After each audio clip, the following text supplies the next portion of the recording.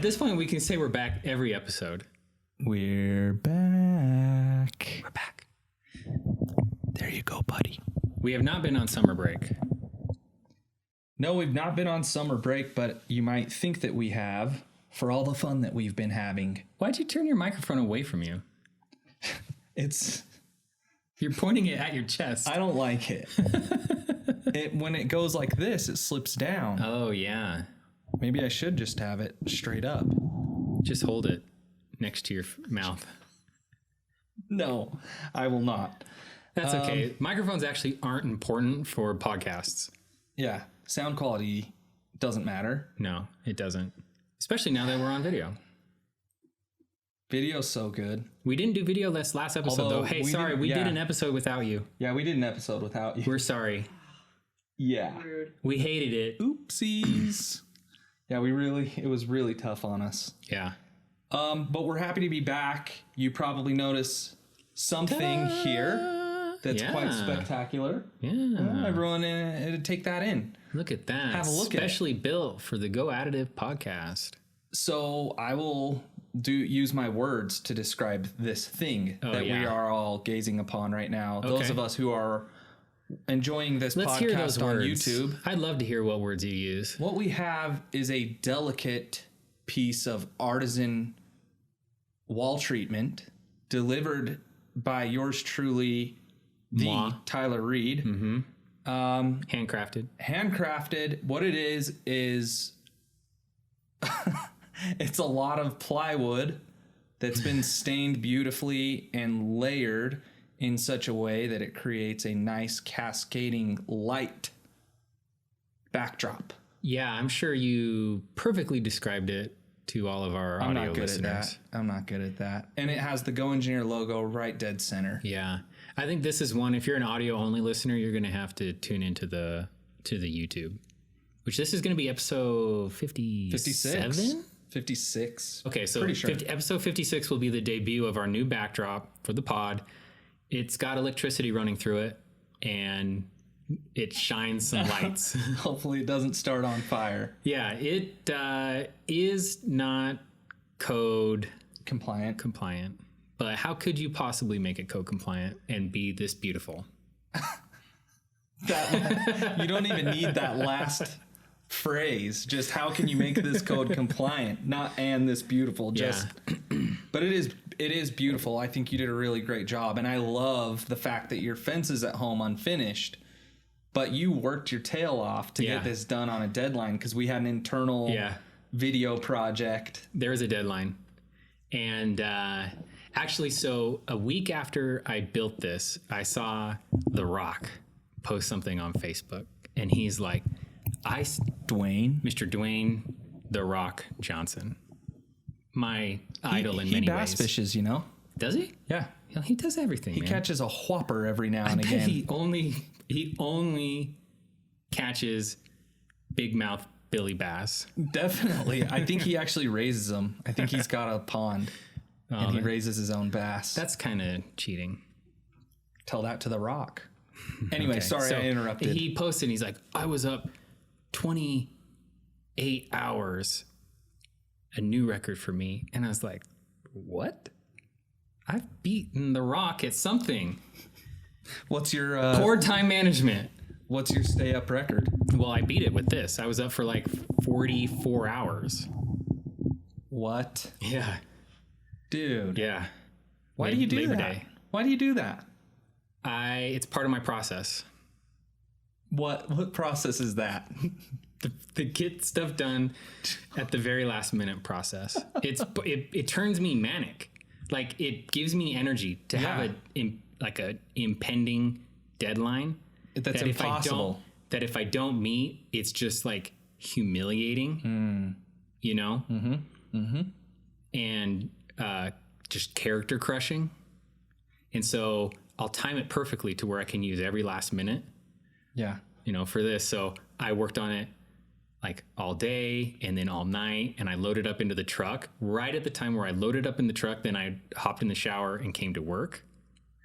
Worked, installed it that night, came home, finally went to bed. I was up for 44 hours. Well, I appreciate it. I appreciate it. I only mentioned that because I beat The Rock. Well, I would have offered to help. The Rock has never worked as hard as I worked on that. Oh, please. I honestly didn't know you were actually doing it. You probably didn't tell me on purpose. You didn't know? I thought you were in the meeting. Oh, where everyone was like, okay, well, meeting. who's going to do it? And it's like, well, obviously Tyler's going to do it. I was in that meeting, but some time's elapsed since then. And, you know, we've had meetings like that before where things didn't happen. There are some times where it's like, obviously Tyler's going to do it, and then Tyler doesn't do it. Right. That does happen. So that does happen. But it happened. We're all happy for it. Sorry to take so much time. Yeah, the pod's better for it, but tune in to see it. And then we still got to figure out this mess because the pod's moving up. You know, we've got more and more print heads are coming out of the woodwork saying, give us juicy filaments. That is what people say. You can't even fake it. You're not even gonna try. No, for real. That's what people have said to me. Oh, yeah. When's the newest flavor coming out? Oh, well, let me tell you. Okay. This episode is brought to you by Juicy Filaments, and I have a quick ad to read, if you're ready. Hey, print heads. Now that the seasons have changed, we'd like to talk to you about fall filament awareness. Even though our name is Juicy Filaments, we take vast amounts of pride in our material manufacturing process. Unlike so many other filament companies, we at Juicy Filaments will never wet end our materials, keeping every spool of material devoid of moisture, yet true to our namesake, juicy. Please join Juicy Filaments this fall and boycott any filament manufacturer using wet ending in their spooling process. Call or email anyone you're purchasing filaments from and ask them if they're using wet ending. Wet ending? What the? Juicy Filaments. You're going to like the way you print. Wet ending. Can we? Did you like my background music there? That was good. Yeah. Yeah, I think that added to it. Fall filament awareness. It's very serious. Yeah, it's a wet ending. It's messed up. It's a messed up process. I can't believe that people still get away with it. I can't stand it.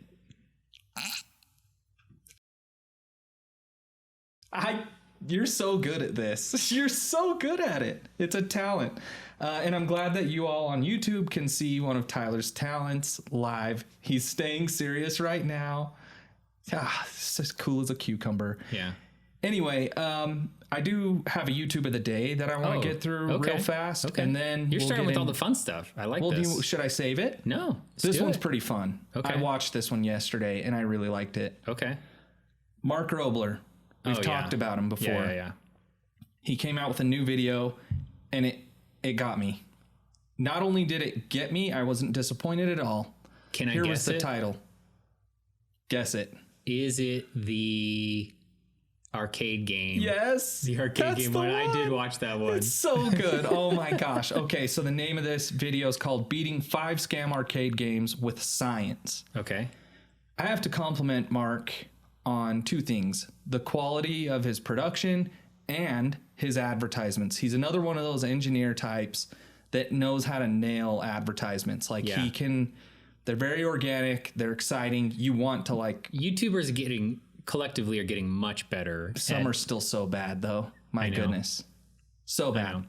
But anyway, he actually 3D prints a couple, I think almost all of his little concoctions that he comes up with. Basically, he puts these contraptions in backpacks, and he must have a backpack deal because they're all the same backpack.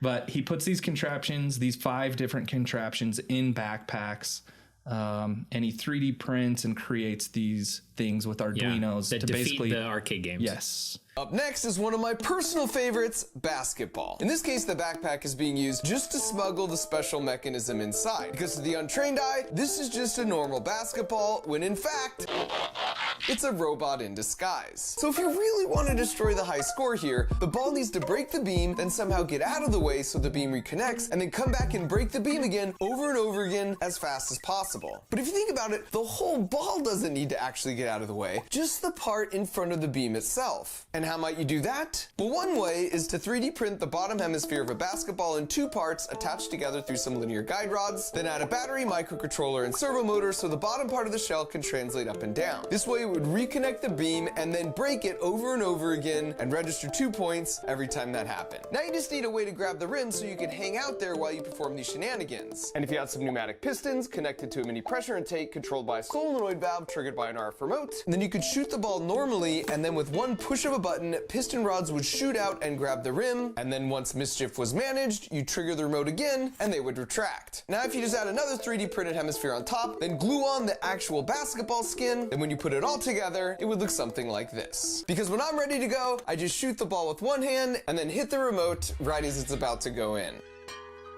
And now as the ball just sits there articulating, I simply watch those sweet, sweet points rack themselves right on up.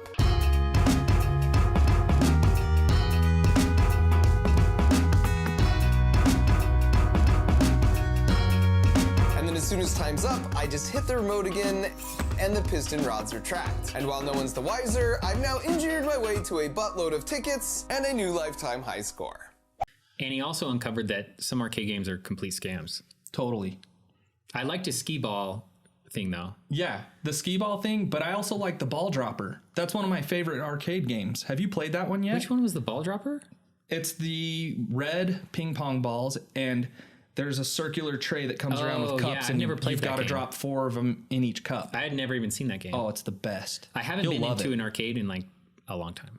I've been a Only couple to play times. DDR. if I walk past a window and I see a you're good at DDR that, game, huh?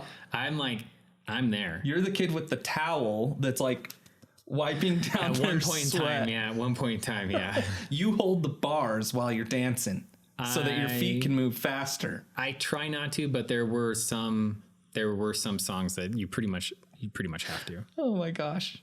I would pay to see that. I honestly would. Dude, let's go to the arcade. Okay. I'll play with you. Okay, I'll find one with DDR Max and that game. I can play DDR Max. I can play DDR Extreme. I can There's different variations. Yeah. Oh boy. Okay, so let's move on. You had some news. Yeah. It's not your news. No, it's not my It's news. news that happened. And I think the print heads out there need to know about it.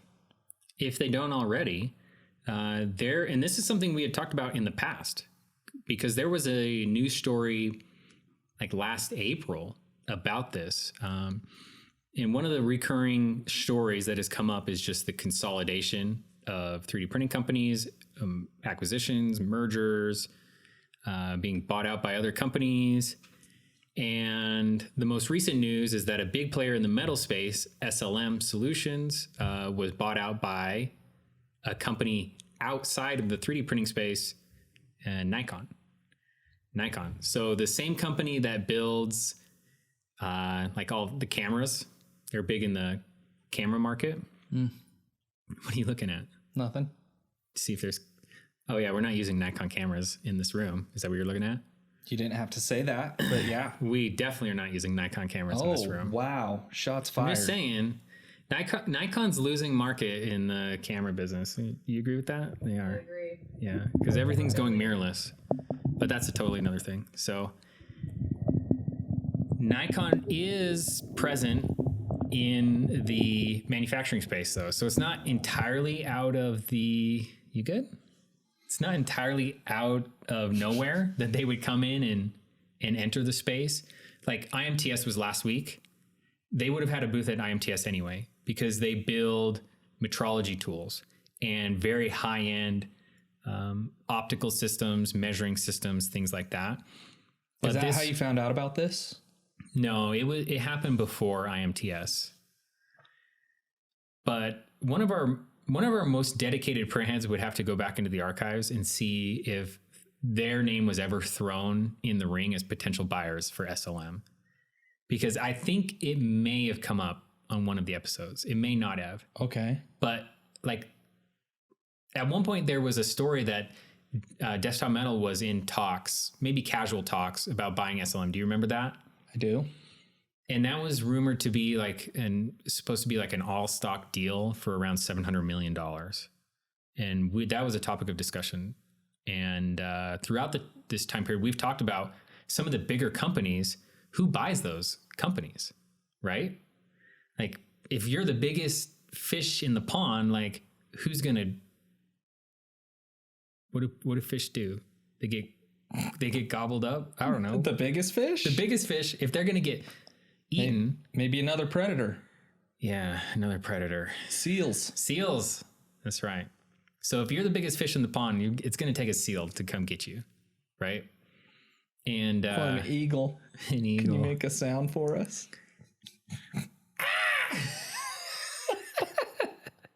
Sorry, I just really like when Tyler makes eagle sounds.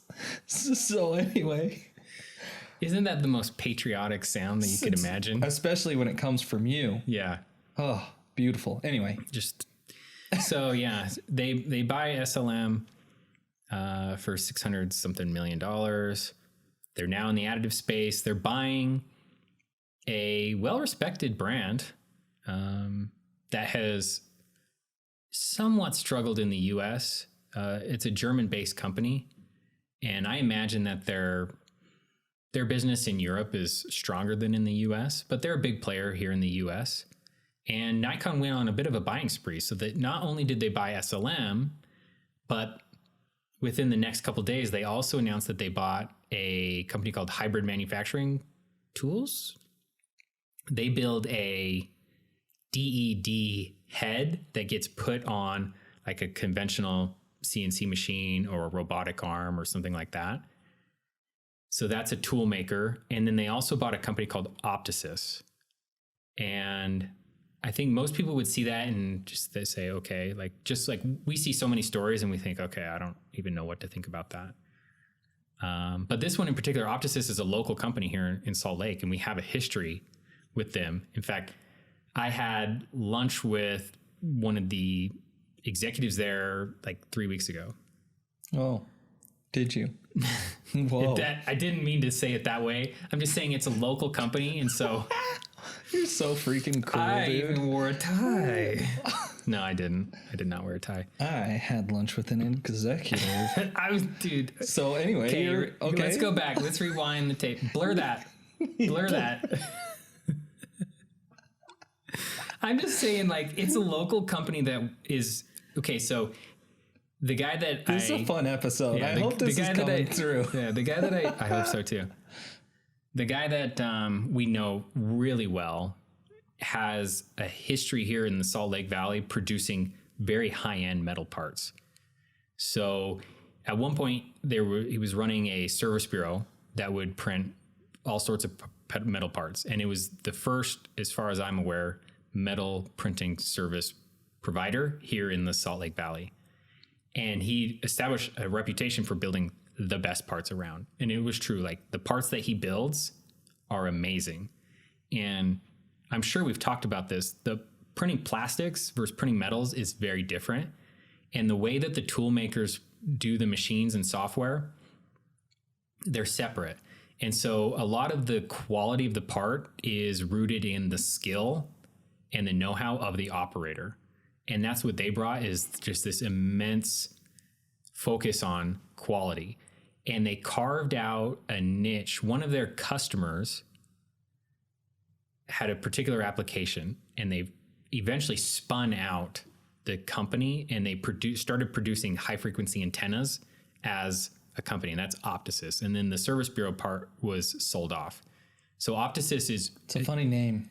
Optisys? For an antenna. Yeah, it's high-frequency antennas, stuff that goes on airplanes and spacecraft.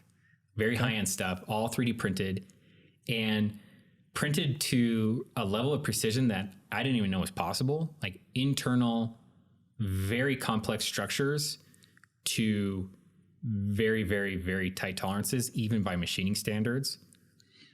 And the geometry of the part affects the performance to a significant degree, because it's all waveguides and things that honestly I don't even understand. The HF stuff I don't really understand, other than I look at the part and I say, that's an amazing part. So Nikon buys them. Now they have a product line to go with the tool, so I think it probably builds some resilience in that area. Is there anything that Nikon can bring to SLM?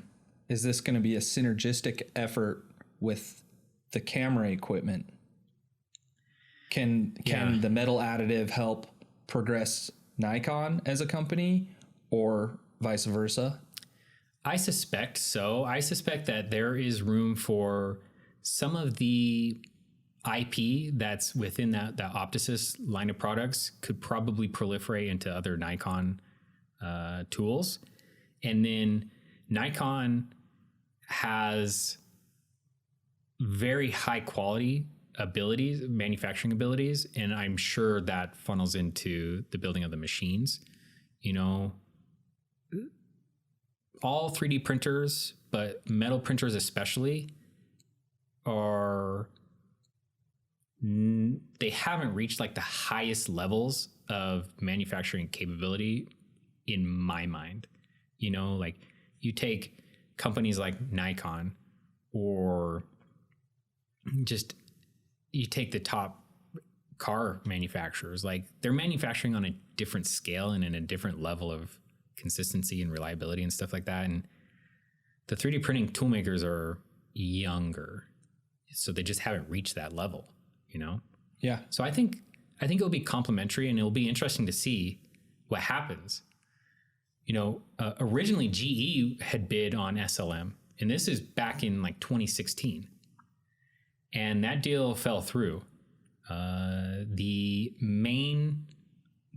There was a significant stakeholder in SLM that the stories, you'd probably get different stories from different people, but the thinking is that kind of held up the deal, and GE ended up buying RCam and Concept Laser instead, and then spinning those companies into a GE branded version of the machines, and then they started developing their own machines. And everyone at the time thought, well, GE is going to do amazing things with these companies, and they haven't. Like, you don't, we know of. Did you know that GE made machines? Yeah. Did you? Yeah. Okay, it's not a well-known thing that GE makes machines. Because they don't sell them. They do sell them. Do they? They do sell them. Oh, Yeah. I was under the impression that it was just an internal use. They do sell them. So that's the thing, is they don't have the same sales presence that you see from 3D Systems or SLM or Velo or EOS or all of these other laser powder bed fusion companies. You mentioned the show IMTS. Yeah, IMTS. Can you walk us through? Can you give us a little update? What did you see? I wasn't there. I was Oh, in you Mexico. didn't? Oh, I was in Mexico. I would have been there. Tyler finally took some time for himself. I did. Yeah, Good I for finally you, took man. a vacation. It's Well, nice. I don't want to hear about it. I got It'll scuba make certified. me jealous. Oh, you did? Yeah, That's cool. it was cool. In one trip. One trip. Can you do that here in the States? Not in 3 days like I did it.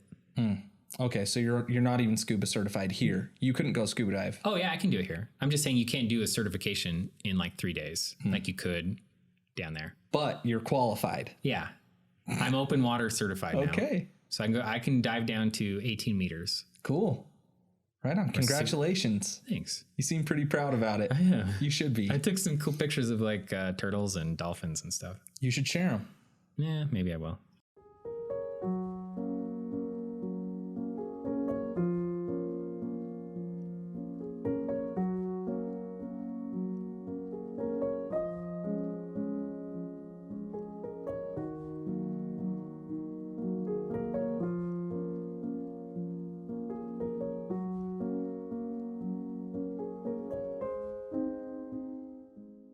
All right. So we have. But IMTS happened this year. It normally happens every 2 years. It's the largest machine tool trade show in the world. It only happens every 2 years, but 2020 obviously didn't happen for reasons. So it had been 4 years. It had been 4 years since the last show. And it's always a time where companies like to make big announcements. And we saw a few. HP announced their S100 metal jet machine, which they had originally announced that technology back in the 2018 IMTS. But at that time, it was going to be like a partnership with GKN and another company. And it took about 4 years for them to announce a product, which is not unusual. Like that's probably how long it should take for these companies to announce products. But it's a binder jetting, metal binder jetting technology. So probably similar to what we've seen from like Desktop Metal X1. I saw some of their marketing. Oh, did you? And I need to say this. Okay. I have to. Okay. I'm sick and tired of it, dude. Yeah. Their marketing totally omits everything to do with sintering. Yeah. Even though the process requires it. Now, there's it's almost like the equivalent of fine print in their marketing. Like it's there. Yeah. So that, you know, if anybody calls them out on it, they'll be like, well, it's right here. You know, it's in this 1/2 second scene right here. Yeah. But to the casual watcher, casual viewer, that's not the message their marketing is sending. It's like, it's as easy as 1, 2, 3. Well, you should have heard HP marketing when they first got into the 3D printing space. It was way out there. It's way out there. So I think they've gotten maybe a little bit better. But our print heads will know if you have a product that requires sintering and you're not talking about sintering, that's a problem. Right. Well, and our print heads will know why, because we've talked so much about it, why people are wary to even bring it up. Yeah. So people are tuned into it at this point. So, you know, I think not just print heads. Our belief is that binder jetting will work for some parts and it will work really well for some parts, but you have to go search for those parts. It's not a broadly applicable technology. Maybe that will change, and maybe it's going to change with HP, but we'll see.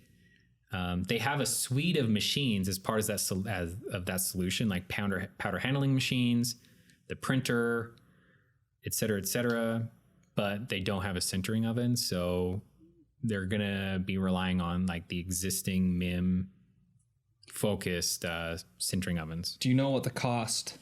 No, I don't. Rough cost of that is? I don't. No. For those of you watching on YouTube, we're going to get to this. Don't worry. That's how we're going to end this episode. Okay, are we? Yeah, but I think we're on a good topic here with metal, and that actually leads into like the meat and potatoes of what like I really came to this episode wanting to talk about. I'm glad we could finally tee that up for you. Thank you for that. We got to have some meat and potatoes to every episode. We can't just talk about oh man, I could go for a you steak crowing like an eagle. You know what I mean? I almost I'm not gonna do it. All right, fine. You're such a that was half effort. That was a little shy. I don't know why you're being so timid. It's been a while since we've been. Now it doesn't sound like an eagle. What did that sound like? It doesn't sound like an eagle dude, anymore. I've never even heard an eagle. Oh, dude, I'll get you one. No, that's fake eagle sounds. No, they're real eagles. I've heard them. I have. Well, I went fishing from once. Herber. I went fishing once at this place called Trinity Lake. It's in California. Okay. It's way up in the mountains. Okay. Bald eagles flying everywhere. They're like seagulls up there. And we were fishing with these giant trout baits that are like this long. Whoa. Yeah, we were fishing for big fish. So we're throwing these things and the eagles are watching us throw these. And you just know that they're used to stealing fish from people. Yeah. Because their eyes are locked in on that and they are coming and they're diving. So you're having to like, you're fishing, but at the same time, you're like keeping an eye overhead because if one of these comes and grabs these, you don't want to hook a bald eagle, right? That sounds like treasonous. It is. That's why you don't want to do it. Yeah. But you still want to catch a fish, dude, right? But tell me you're not going to pull off the lake. Tell me you didn't want to fly a bald eagle like a kite. No. I think that's the best thing you... I can't do this, dude. I'm wheezing. I'm wheezing. Okay, I'm done. All right. Anyway, let's get into this metal conversation. I need to regroup. All right. So here's an epiphany that I had just yesterday. Okay. We have a dedicated metal sales rep here at GoEngineer, and his whole job is to sell additive. And you already know, the print heads know, we represent the kind of the bottom end of the spectrum with metal. and the top end Yeah. of the spectrum with metal. Yeah, we like to say entry level, not bottom level, but Yeah, my apologies. Yeah, that's why they don't pay me to be a podcaster. So with that being said, like I was talking to him about how a lot of our processes go, like with leads. Mm-hmm. And it's a disqualification process with metal is what I noticed. wait, real quick. You're talking about leads? Yeah, so if we get a lead from, say, our inside sales team, who a lot of times they're used to selling other things. They're used to selling SolidWorks. They're used to selling polymer additive. Yeah. Now all of a sudden, a lot of times they're thinking, even internally here, we do a good job with training, but it's easy for people to not fully grasp like what metal additive is. Yeah. And that's really what this conversation is about. Okay. We generally disqualify leads. Like Jab. can probably do it within minutes. Jeb? You're gonna have to bleep that out. Will you please? I'll blur it. Okay. Blur that. So our sales Jeb, our metal sales Jeb, he will. Yeah, will you blur?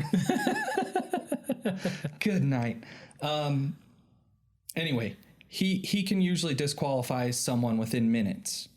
Just with an open conversation with, hey, what's your application? What are you looking for? Yeah. What can this process do for you all? How can it help you achieve your goals? You're trying to get to know as quick as possible. Right. Yeah. Which is the total opposite of polymer additive, right? Is it?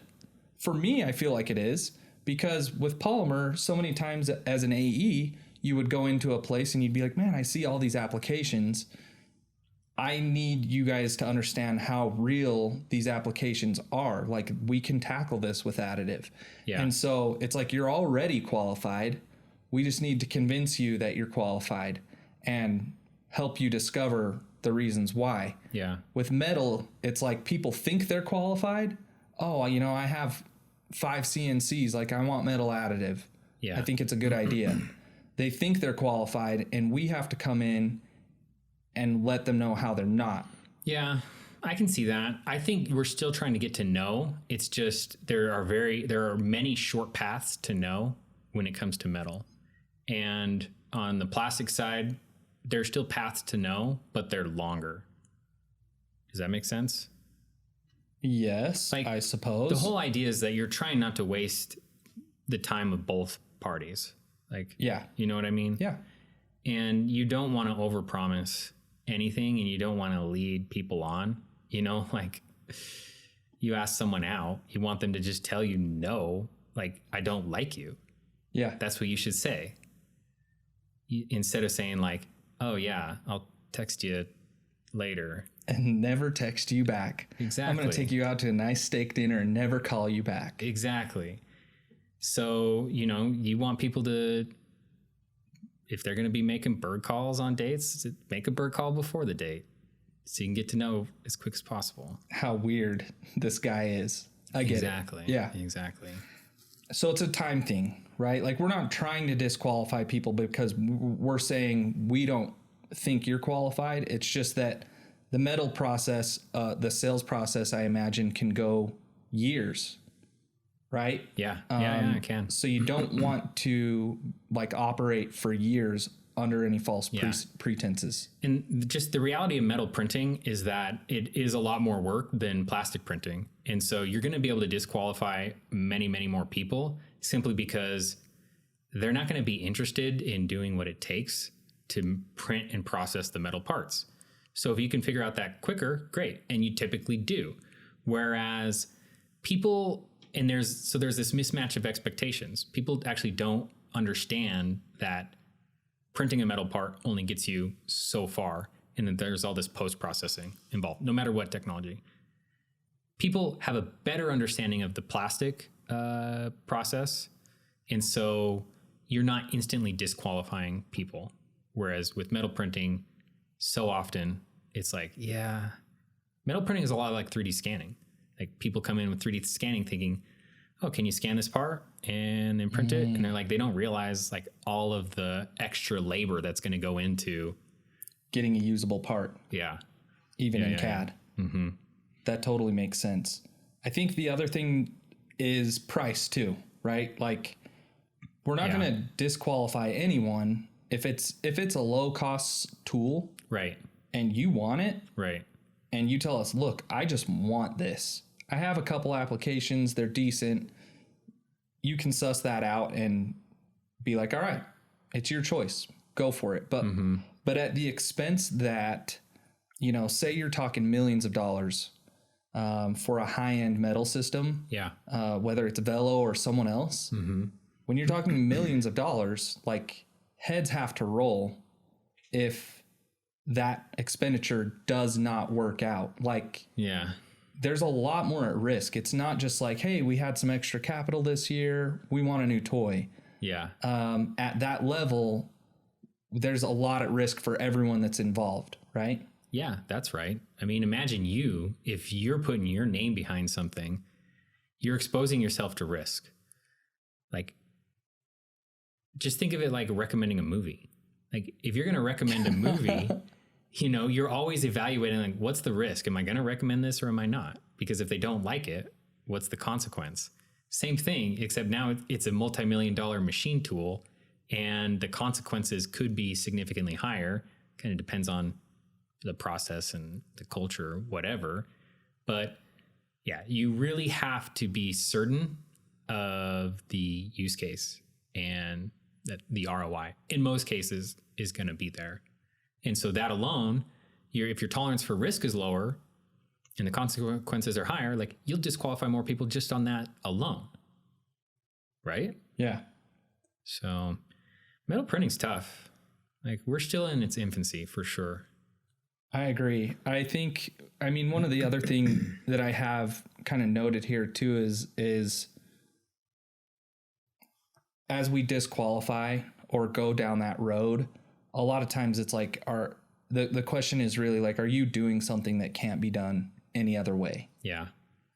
And if it can be done this way, is there a lower priced machine that can do the exact same thing? Will this provide your needs? Or will this machine really provide benefits that are worthwhile? And I was thinking, like, why isn't that more common for us to have more people that are dreaming up things that can't be made? And like, if you remember engineering school, you're being taught as a pup to like only design manufacturable things. Sure. Think within the constraints of what you work with. Sure. What tools do you have at your disposal? And I think we're trained to just think 2D, 2.5D. And I honestly don't think most people think or design mentally in 3D. I think most people are thinking of everything in 2 and 2.5D tops. Yeah. Maybe there's definitely there are people out there that are super talented, but I just think it would be cool. And maybe this is our future, you know, maybe this is the next generation or the generation after that thinks in such a way that there are more uses for additive and metal additive specifically, because they're actually dreaming up solutions to real problems that can't currently be manufactured, but that's not their concern. Yeah. They have an abstract problem solved. I think you'll see generational jumps in adoption for sure. And I know that many engineering departments around the US are now teaching additive, at least on some level. Typically, you don't go a lot into manufacturing processes. You just get a cursory glance at those, but additive is part of that now. And so you're saying it's at your first job where you really realize, like, oh, that design was dumb because we can't actually make that. Yeah. You think most engineers are figuring it out on the fly? I did. You know, it a few embarrassing conversations with the machinists over in the shop. Yeah. You start to learn. So there will be generational jumps in the adoption for sure. So you used to think with an open mind, and years of abuse beat you down. No, for real. I mean, it's very hard to get someone who's been designing parts for 40 years to start thinking about designing parts a different way. Yeah. It's just a reality. It's part of the reason why our armed services were late to the AM game. AM game. Yeah, they trailed industry by at least 10 years. And it just had to do with leadership and the people within the organization and just the rules and the rigidity of the organization. They were definitely late. They're 10 years late easily. But now they're going. Yeah. The Air Force especially is all about additive. For sure. Which is awesome to see, you know? Yeah. And it's good to know that we're in good hands. Yeah, for sure. Tell us about this guy. We don't have a ton of time left. So we probably don't. I want to talk about this. This is one of the coolest designs. So this is, if the print heads know, they remember the upside down beach or the floating beach. The floating island that you made fun of me. Sand doesn't float, but Tyler designed this old trophy. But this one, I have to say, it's a pretty cool trophy. Is this going to be your swan song? I don't know. You going to keep doing this every year? I don't know. It's so cool. It is cool. Tell us about it. Well, it's based on this phenomenon called tensegrity. So it's like tension and integrity. It's the tension of these cables that gives it strength, you know? Mm-hmm. And it was an important award. I'm not going to go into the history of this, but it's let's just say the design of it and the structure of it is very emblematic of, it's very themed, you know? But it just people breaks, can infer. I mean, it just breaks your brain when you look at it. You know, like I had not seen anything like this in person, and I didn't know if this design was going to work. It's printed out of ABS CF10. So that CF10 material has. Show the bottom off. Oh, I like your tensioners too. I think that's so cool. So integrated hardware. For those of you that can't see this, this trophy is a tensegrity trophy. Yeah. And it's got tensioners on the bottom that are super mechanical and has integrated hardware. So I always love to see it's cool. Like real hardware. You have to have a way to tension this, otherwise it wouldn't work. Especially if I wasn't sure if these chains would stretch or anything like that. And then you got your nice epoxy going on there. You didn't really resin. show off. The resin with gold mica. How neat is that? It is cool. Resin is such a mess, but it's so fun. We can put up something at the end. Yeah, some bad things happened here. This was not a pretty sight. It looks great. I'm a big fan. And we're going to get a crack. Oh, yeah. We're going to get a crack. So this was printed on the F370 ABS CF10. This was a full award, except one part's missing because one of these went missing like a couple days before they were due. I kind of think someone grabbed it and like broke it and then threw it away. Yeah, but because this is a very curious. Get a good angle on the camera so people can see how thin that is. Yeah, there we go, right there. The quality on that is incredible. Yeah, it looks amazing. So let's crack this baby. Get it up close to the mic. You can't do it too close. Come on. Oh, you don't want. Oh, that's nice. Dude, our cracks per minute. Oh yeah. You gotta love it. The people who listen to this only. I know.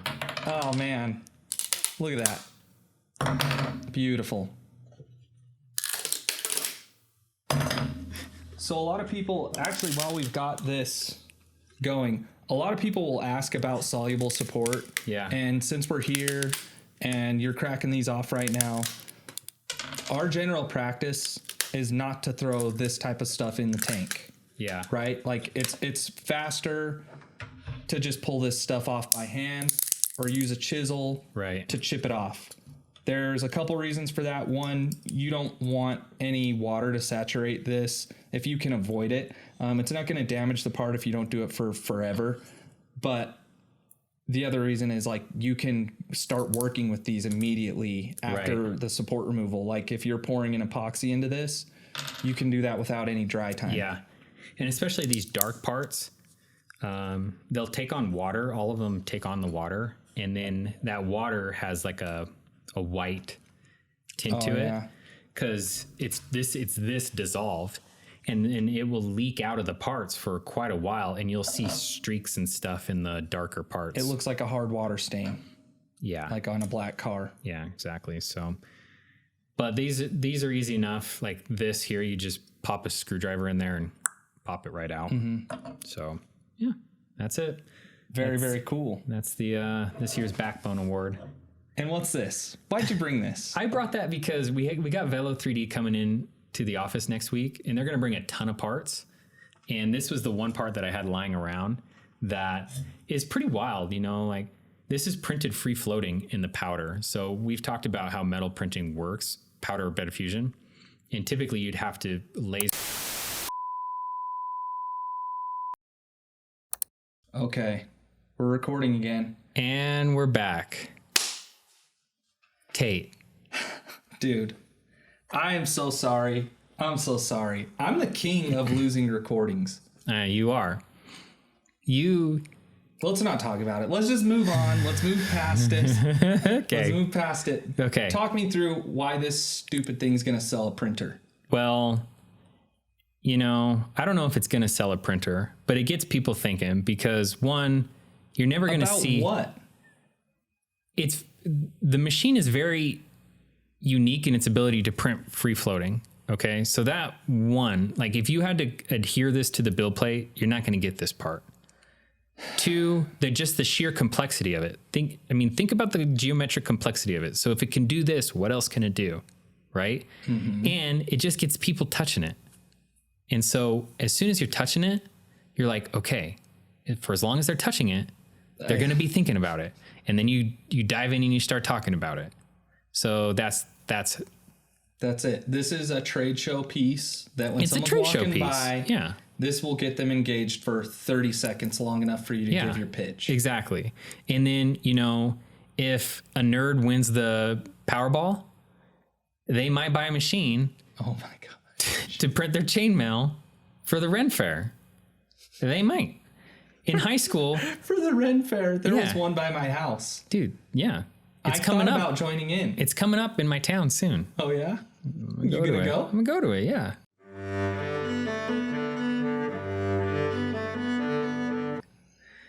I had friends that spent tens and tens of hours building chainmail vests and stuff like that.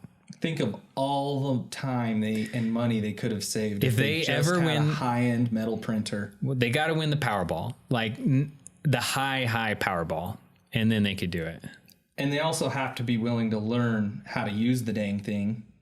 Nah, you just pay someone to learn it. Okay. Imagine being course.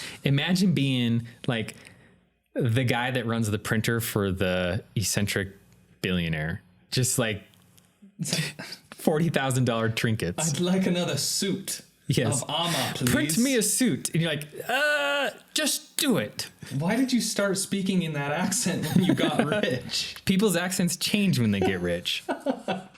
Well, I think this was a good episode. I don't think we managed to sell a system with that chainmail. No, but maybe next week. There's probably going to be people from Velo that hate me for saying it, but it's not just Velo. Like my beef is just with parts that like it's cool. Oh, yeah. It's cool to have in your hand. Stratasys did the same thing with the H350. They printed like this. I think it was a few meters long, but they were able to kind of snake it in the build volume. And then they get to call it 4D.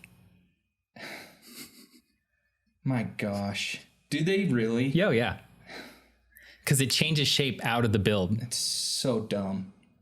I'm sorry. I'm gonna just come out and say that. I'm gonna be a negative Nancy, but I just think this stuff, like that kind of thing, Yeah. doesn't like. I like the real application. Like this trophy to me is more of a true application or an indication of what this technology is capable of. Well, that thing's the pinnacle of of printing. yeah. So definitely. This not is the why you should buy a printer. Trophy makers worldwide, there you go. You yeah. make some pretty cool stuff. Which actually, being totally honest, like the hours you put into this, like you could probably legitimately make trophies like this and sell them. Yeah, you could. And pay for the machine. You Yeah, you probably could. couldn't print chainmail and pay for your machine in any short amount of time. Yeah, that's true. That's all I'm saying. Yeah, that is Simple true. enough. Any words of wisdom for our print heads before we leave them? Any one last eagle sound? No. 3 eagle sounds in one Yeah, that's recording is too many. way too much. Yeah, one was probably too much, but whatever. They got it. I know. They got it. I kept thinking I could do it better, but I couldn't. No, it got worse with time. But thank you for listening to the podcast. We don't have anything else to say. We're glad that you watched, and we'll be back soon. Hopefully. And listened. Don't forget about the listeners. Is that all? Yeah. Thanks for listening. Thanks for watching. Tell your friends, and we'll see you next time. See ya.